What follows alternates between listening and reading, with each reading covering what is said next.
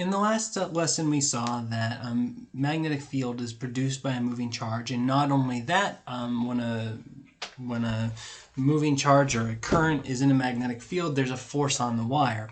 Well, the same is true if we don't have a current, but just a moving charge. And unsurprisingly, this is a very, very similar equation. Instead of IL, which would be charge times length, we have Q times V, or current times length, I guess. We have Q times V, which is charge times velocity, times B times the sine of theta. Again, that angle is measured between the velocity of the moving charge and the magnetic field. So if the magnetic field is, say, to the right, so we've got magnetic field lines going this way, and the charge is moving this way, then it's this angle right here between the field line and the direction of the charge's velocity that we're worried about. And so again, we see if the velocity is parallel or anti-parallel to the magnetic field, then we're going to get no force on the moving charge. It's only when it starts crossing field lines that we get a force on a moving charge.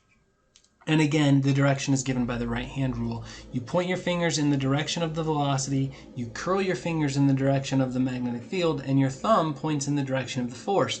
But there are two flavors of charge, right? This is the force on positive charge. If it's a negative charge, then you do exactly the same thing, except your thumb points in exactly the wrong direction. So the force on a negative charge is going to be opposite that. Okay, so negative Q is opposite that. The right-hand rule still works, it's just the opposite of the direction that your thumb points. Okay? Now, what's cool about this is, okay, so a couple notes. This is a magnetic field going into the field, into the plane of the page, so it's headed straight away from us. If a charged particle is moving perpendicular to a uniform magnetic field, its path will be a circle. And you can see that because if you curl your fingers, if you point your fingers in the direction of the magnetic field, curl them in the direction of velocity, and then your thumb points down. Over here, if you do that same thing, your thumb is going to change direction because you got to point your fingers in the direction of magnetic field, curl them in the direction of velocity, and you see that that force is now pointing this direction. And if we were to come over here, the force is going to point this direction. If we were to come over here, the force would point this direction. And so we get a nice centripetal force. So this is actually used sometimes to determine the mass of charged particles. You put you accelerate a charged particle along a straight line path, and then you put it into a magnetic field, and that starts to curve, and then you have a detector down here so you can see where it lands. And what this actually allows us to do is sort particles by mass, because if you know the charge and you know the strength of the magnetic field, then the force you can get, and that's going to be mv squared over r. So you can actually, if you know how fast your charge is going and you know the radius of the curvature, you can determine the mass of the object, which is pretty cool. So those are handy things to have. Now, I'm going to summarize this, then we're going to do some example problems. Okay, so things to remember. Magnetic force is perpendicular to the magnetic field direction. The right-hand rule gives us directions. There's a couple different right-hand rules. Make sure you're using the right one. We'll look at those in a second. And the equations that we've looked at are only giving us the sizes of forces. They're not telling us the direction. We have to use our right-hand rule to give those directions. So let's look a little bit closer at these right-hand rules. This is the first one. This is the magnetic field produced by a current-carrying wire. Point your thumb in the direction of conventional current. That's the flow of positive charge. Wrap your fingers around the wire, and your fingers curl in the direction of the magnetic field. So over here, the magnetic field is coming out of the page. Over here, the magnetic field is going into the page. Now, the force on a current due to a magnetic field. So if you have a current-carrying wire and you put it in a magnetic field, fingers point along the direction of the current, then bend in the direction of the magnetic field, and then your thumb points in the direction of the force. Again, conventional current. Force on an electric charge, positive Q, fingers point along the particle's velocity, curl along B, force is in the direction of your thumb. If it's negative Q, then your force is opposite the direction of your thumb. Okay, so this is a handy chart to have around. And now let's work a couple example problems. So a wire carrying 30 amps has a length of 12 centimeters in a magnetic field. The wire cuts the field lines at 60 degrees. The field strength is 0.9 Tesla. Find the magnitude and direction of the force. I'm going to start with a picture. Magnetic field lines I like to draw in blue. So I have magnetic field lines, and we're going to say they're going this way. 0.9 Tesla. There it is. And then we're going to have a wire that's carrying a current that cuts that, and it has an angle of 60 degrees. So the angle between the magnetic field line and the current is 60 degrees. It says there's 12 centimeters of length in here. And so this is pretty straightforward. F equals ILB sine theta. So this is equal to 30 times 0.12 times magnetic field strength of 0.9 times the sine of 60. If you run that into your calculator, then you get 2.8 newtons.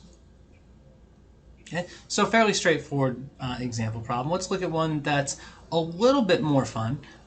So this one I'm going to set up, I need a few different colors here. We're going to have a magnetic field that is coming directly out of the page. So that looks like this. Right? So we draw our vectors as little arrow tips coming out of the page towards us. And then we have this magnetic field. And in this magnetic field is a current carrying loop. It's a rectangular current carrying loop because it's a physics problem. And so we're going to take that current carrying loop, we're going to draw that, and comes in here, goes through here, up through there, and it's connected to some power source so we can get a current in this thing. Okay? So a rectangular loop of wire hangs vertically from a scale. So this whole thing is suspended from a scale. A magnetic field passes through it perpendicular to the plane of the loop. The bottom of the loop is 10 centimeters wide, so this is 10 centimeters. The top of the loop is outside the field, so we don't have to worry about that. The bottom of the loop, 10 centimeters wide, the top of the loop is outside the field. When a current of 0.245 amps, so I equals 0.245 amps flows in the wire, the scale reading increases by 0.0348 newtons. So the F, the force from the magnetic field acting on this current, is 0.0348 newtons. Determine B and the direction of the current. Okay, so the magnetic field is out of the page towards me. And when the current flows through this thing, the force the scale reads increases, which means the force has to be down on this thing so that the scale has to pull up harder and increase its reading. And so I'm going to point my fingers in the direction of, well, I don't know which way. Right? So if the current is to the right and I point my fingers, oh, well, what about, I guess there's actually forces here and here, right? But if this is a current, we've got two choices for our current. The current could be flowing this way, or it could be flowing this way, right? It could be going clockwise or counterclockwise through that loop. If it's going clockwise, say, so I'm going to go here, I point my fingers in the direction of that current, curl them in the direction of the loop, and that gives me a force on this side of the wire, this direction. But on this side of the wire, since I point my fingers the other direction and curl them, then I get a force opposite of that this way. So it turns out the vertical sides don't matter at all because they have the same amount of length in there, they have the same amount of current flowing, and the direction exerted on them is opposite. And then so if I try that at the bottom, if fingers are pointed to the right and I curl them in the, oh, well, that gives me a force up. So I know the force actually has to be from a current going this way through the wire. So it says the direction of the current must be counterclockwise through that loop, the way I have my magnetic field drawn.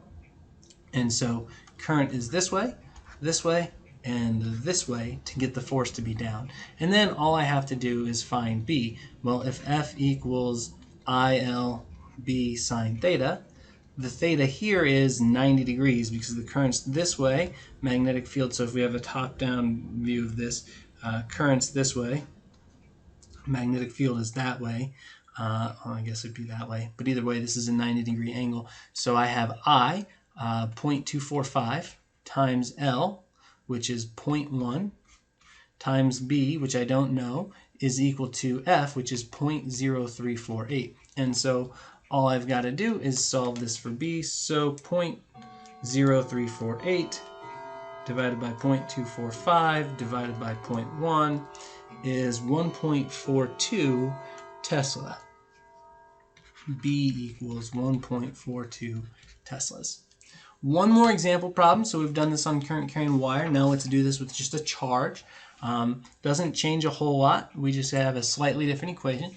A magnetic field exerts a force of 8 times 10 to the negative 14th. 8 times 10 to the negative 14th newtons. That's our force. West on a pronto, that should be proton. Spelling is hard. What are you going to do? Proton moving vertically up through the field at 5 times 10 to the 6 meters per second. When moving north, no force is exerted on the proton. Determine the direction and strength of the magnetic field.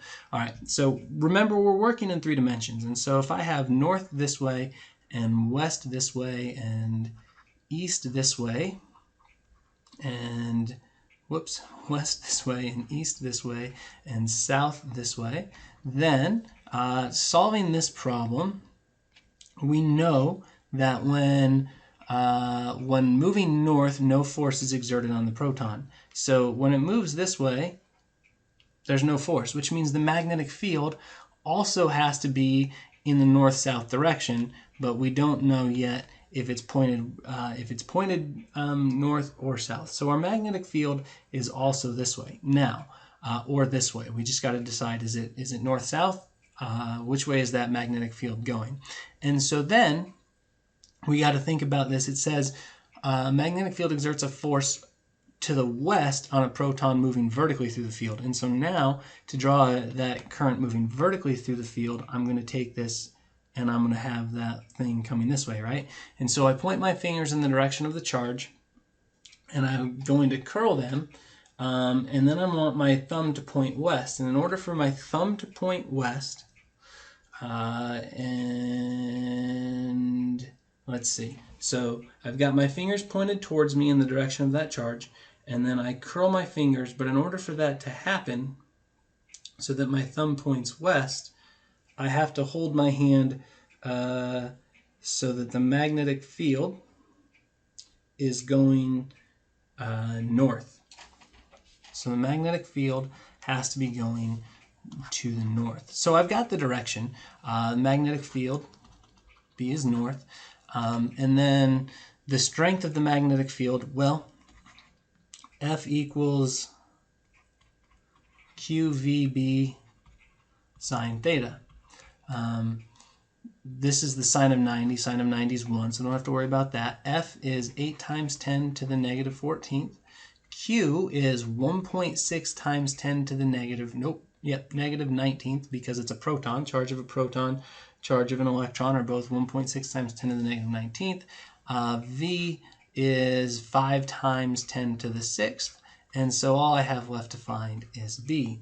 And again, this is why God gave us calculators. So 8 second e to the negative 14th divided by 1.6 second e to the negative 19th divided by 5 second e to the 6th. And we get a magnetic field strength, B, of 0.1 Tesla.